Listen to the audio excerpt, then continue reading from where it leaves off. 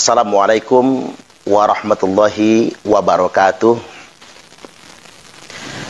Berhubung ada tragedi bom bunuh diri di Mapolsek Astana Anyar, Kota Bandung, Jawa Barat, ada jamaah yang bertanya kepada saya, apa hukumnya bom bunuh diri? Tegas hendak saya sampaikan, bom bunuh diri adalah dosa besar, karena ini merupakan bagian dari bunuh diri itu sendiri. Imam Az-Zahabi dalam kitab Al-Kabair telah mengkategorikan bunuh diri merupakan dosa besar, dan akibatnya dia divonis masuk ke dalam neraka Jahannam. Rasulullah Shallallahu Alaihi Wasallam telah bersabda, "Man qatala nafsahu fi nari jahannama khalidam mukhalladan fiha abada." Barang siapa yang membunuh dirinya, maka baginya ditetapkan sebagai penghuni neraka Jahannam, dikekalkan dan dikekalkan abadi fiha abada, di dalam neraka Jahannam itu abadi selama-lamanya. Adapun dipertanyakan tentang ucapan UAS, sebetulnya ini ucapan lama, namun seringkali diputar ulang ketika UAS ditanya tentang gerakan bom bunuh diri di Palestina. Maka UAS menjawab, ini bukan harokah intihariyah, tapi ini merupakan harokah istishhadiyah. Ini bukan gerakan bom bunuh diri, kata UAS, tapi ini gerakan mati syahid, menjemput mati syahid. Ada yang fatal dari pernyataan UAS ini.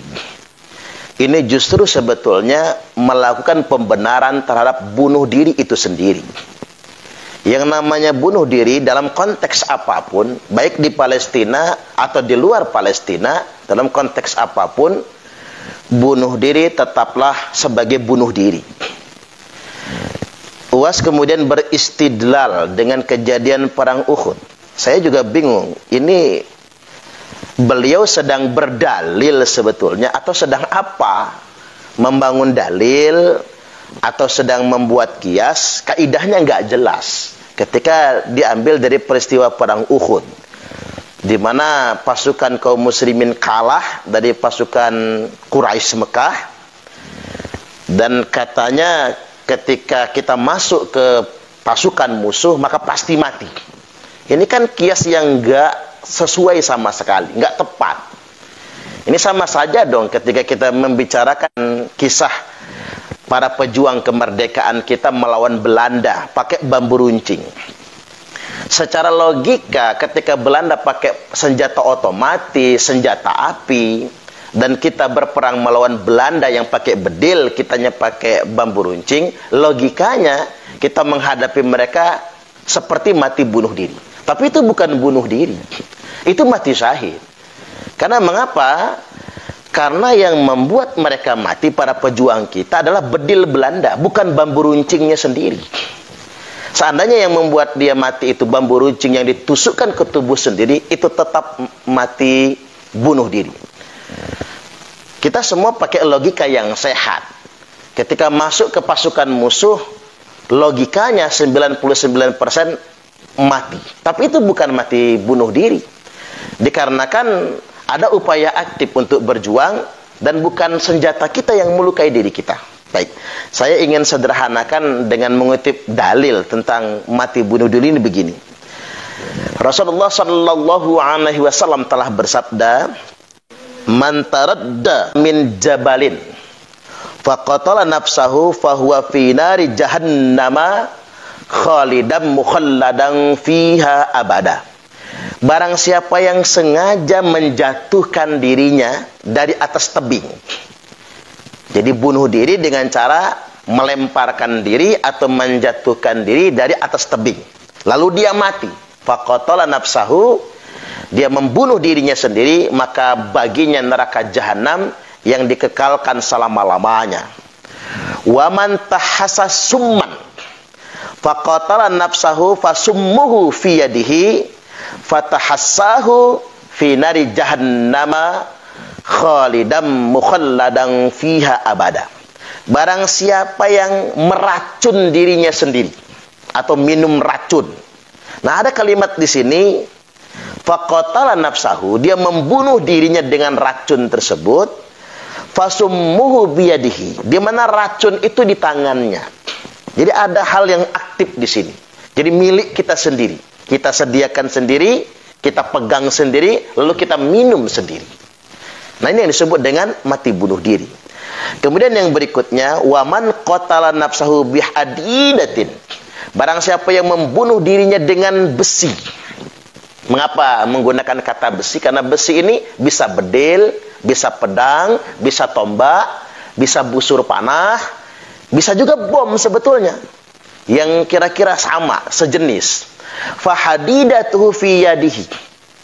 Sedangkan besinya itu di tangannya, di dalam genggamannya. Jadi dikatakan bunuh diri itu ketika sesuatu yang mematikan itu ada dalam kekuasaan kita. Misalnya pedang di tangan kita, kita tusukkan ke dada kita. Bom di tangan kita, atau bom kita lekatkan di badan kita, lalu kita ledakkan. Itu mati bunuh diri. Karena yang membuat orang menjadi mati bukan bomnya musuh di medan tempur, bukan bedilnya musuh di medan tempur. Yang membuat dia jadi mati adalah karena senjata yang ada di tangannya sendiri. Kan jelas kalimatnya, fahadidatuhu fi yadihi, di mana pedangnya, besinya, bomnya ada di tangannya, ada dalam penguasaannya. Itulah mengapa saya menganggap cara beristidlalnya UAS bermasalah ini sebetulnya. Orang yang mati karena dibom musuh itu mati syahid. Tapi orang yang mati karena bom di tubuhnya sendiri itu matinya mati dalam keadaan dosa besar. Bahkan matinya mati jahiliyah. Ini penting sebetulnya. Ngomong-ngomong tentang perang Uhud, kita ingat kejadian Qazman, di mana Qazman adalah salah satu prajurit Nabi yang gagah berani yang ikut perang Uhud. Lantas kemudian dia meninggal dunia. Maka para sahabat yang lain berseru, fulanun syahid, fulanun syahid, fulanun syahid, sepulan syahid, sepulan syahid, sepulan syahid. La, kata Nabi, si Qazman enggak mati syahid. Mengapa si Qazman tidak mati syahid? Padahal begitu dilihat tubuhnya penuh dengan luka dikarenakan pedang musuh. Nabi diberi kabar oleh malaikat Jibril alaihi salam, memang betul dengan gagah beraninya Qazman masuk ke medan tempur di tengah-tengah musuh yang menang ketika itu. Dan para sahabat kalah. Nabi dan para sahabat kalah. Qazman berani masuk, tubuhnya penuh dengan luka. Tapi Qazman gak tahan dengan rasa sakitnya. Dia ambil pedangnya, ditusukkan ujung pedangnya ke ulu hatinya untuk mempercepat kematiannya. Qazman tidak mati syahid kata Nabi, tapi Qazman mati bunuh diri. Saya sih menyarankan daripada UAS mengklarifikasi pernyataannya, sebaiknya dengan berani kita mengakui ada kesalahan dalam berfatwa. Himbauan kepada para kiai, para ustadz, para pengajar, jangan sekali-kali ada pembenaran terhadap bom bunuh diri. Apapun motifnya, bom bunuh diri tetap bunuh diri. Itu bukan mati syahid. Alasannya mengapa? Karena senjata melekat di tubuh yang bersangkutan. Bomnya ditaruh di tubuhnya, pedangnya ditaruh di tubuhnya, di tangannya. Ketika senjata itu melekat di tubuh yang bersangkutan dalam penguasaannya, maka itu ditetapkan sebagai mati bunuh diri. Dan seandainya ada mubalik, ustadz, penceramah yang dengan mudahnya berfatwa, ini justru akan mempengaruhi orang awam dan sangat berbahaya sekali. Karena setiap kata-kata kita pasti ada pengikutnya. Demikian, hati-hati dalam mengajarkan agama. Mari kita tampilkan Islam yang rahmatan lil alamin. Innallaha jamilun yuhibbul jamal. Sesungguhnya Allah itu indah dan Allah suka dengan yang indah-indah. Terkait dengan perjuangan saudara-saudara kita di Palestina, berjuang saja, mempertahankan tanah air dari kejahatan Israel. Tapi ingat, jangan sekali-kali ada pembenaran terhadap sikap yang frustratif, sikap yang frustasi, seperti bom bunuh diri. Perbuatan yang sedemikian rupa tidak akan mendapatkan keridhaan dari Allah Subhanahu wa taala. Baik, demikian, mudah-mudahan bermanfaat. Dan pada kesempatan kali ini, kami semua segenap bangsa Indonesia mengucapkan turut berduka cita dan ikut berbelasungkawa atas gugurnya Aibtu Sofyan yang menjadi korban aksi terorisme di Mapolsek Astana Anyar, Kota Bandung. Kepada keluarga yang ditinggalkan, semoga diberikan kekuatan dan kesabaran. Ketabahannya diganti oleh Allah dengan pahala yang berlipat ganda.